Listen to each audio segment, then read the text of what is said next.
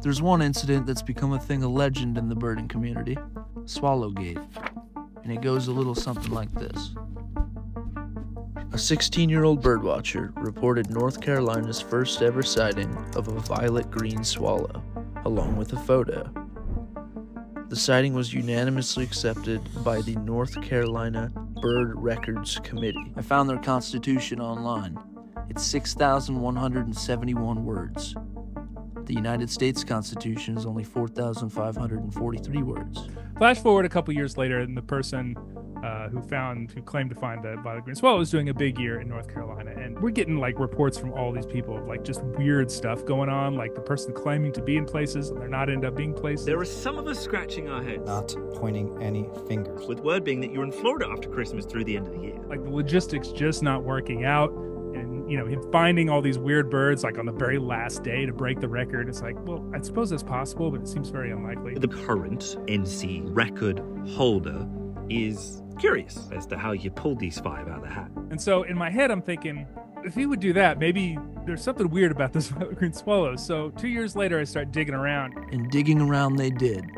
The investigators put together a thorough document of evidence to refute the record. So I decided, well, I'll download his photo and check the timestamp. And the date was from May. And not only from May, but from a week in May when it was well known on Facebook that he had been in Colorado, where violet green swallows are common.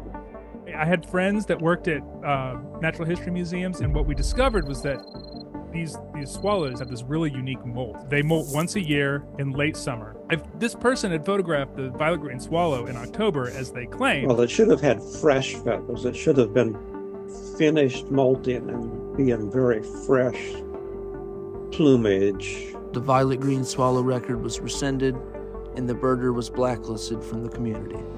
Flash forward a couple years. A North Carolina man is fighting for his life this morning after being bitten by his pet king cobra.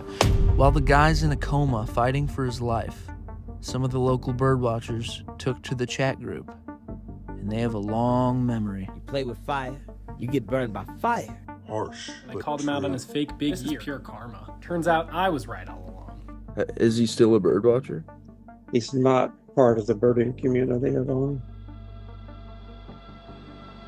I managed to get in touch with the guy. I wanted to hear his side of the story 14 years later. He's actually kind of the man, and I'm convinced he really saw the bird. All he asked for was his identity to remain anonymous. Man, all that was so stupid, but boiled down mostly to me being a young kid, 16 I think, and finding a really good bird. The whole bird community being what it was at the time, sort of toxic and high pressure, had me freaked out over trying to prove it, and I used a pick of one I had taken somewhere else out west to verify the record. Definitely not a great thing to do, and nothing I'll ever defend now. But the teenage brain just doesn't really work like that. I just remember thinking that the alternative was being scrutinized by a bunch of people who I was already intimidated by, and that seemed like a good enough reason. The fallout was what you'd expect, kinda shocked at the immaturity from people twice my age or more, because now as a 29-year-old I can't imagine being like that to a 16-year-old. Is it funny? Is it a funny story to you? Is it funny? I mean, it's all kind of ridiculous, right? We like to think we have an honor system, and when somebody breaks the honor system, that's pretty serious.